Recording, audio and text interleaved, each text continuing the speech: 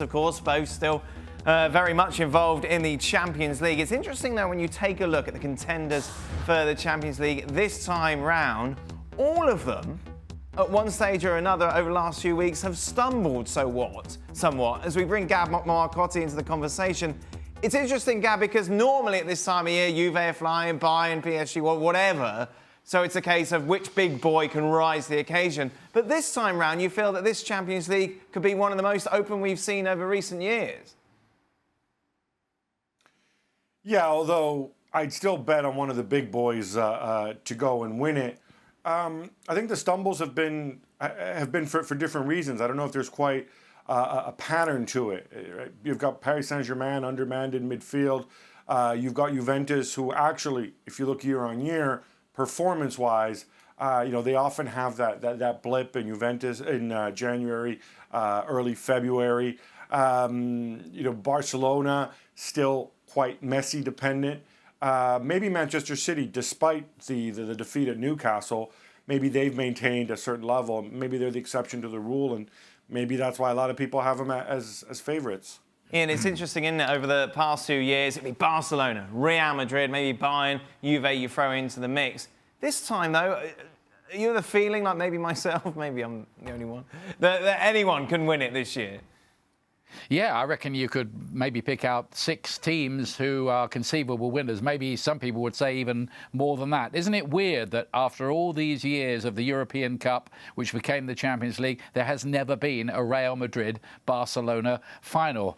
Is that going to happen some year? It might be this year, because I think both of those have got not an easy passage to the quarterfinals, but I think they're both going to go through.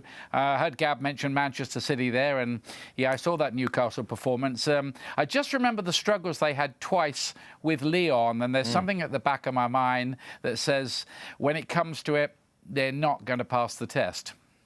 Ian then says it's going to be a Barca-Real Madrid final.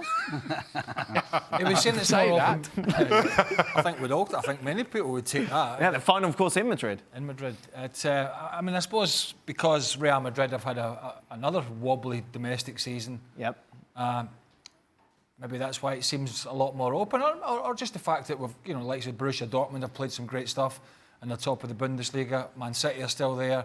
Liverpool got to the final last year. I think if you could pick a team, but it would be a guess at the moment. I would say, if I was guessing, I'd say Barcelona. Really? With Messi. Yeah. As Gab said, is one of the big boys. But, it is probably as close as it's been between a bunch of teams, which is great. I would agree 100%. Dan? Barcelona with Messi. Oh, sorry. I wouldn't throw Real Madrid in the mix. I don't think Real Madrid are going to be anywhere close. No. And then they're going to be in the quarterfinals in theory, aren't they?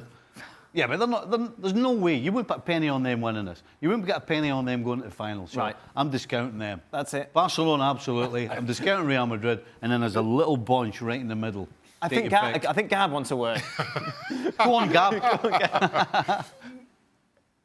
We haven't mentioned them, and with good reason, but they are one of the hot teams in Europe right now. They have the absolute shutdown goalkeeper on his day. They have a tough draw, but if they get past that, things start looking up. I'm just saying this for the benefit of having video that Dan can then trot back out in May, but nobody's mentioned Manchester United.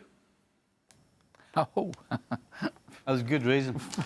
Right, Shaka, that bombshell, we've got to go. Shaka, quickly. Well, nobody's mentioned Manchester United for good reason. As improved as they are, I still don't think they're capable of winning the Champions League.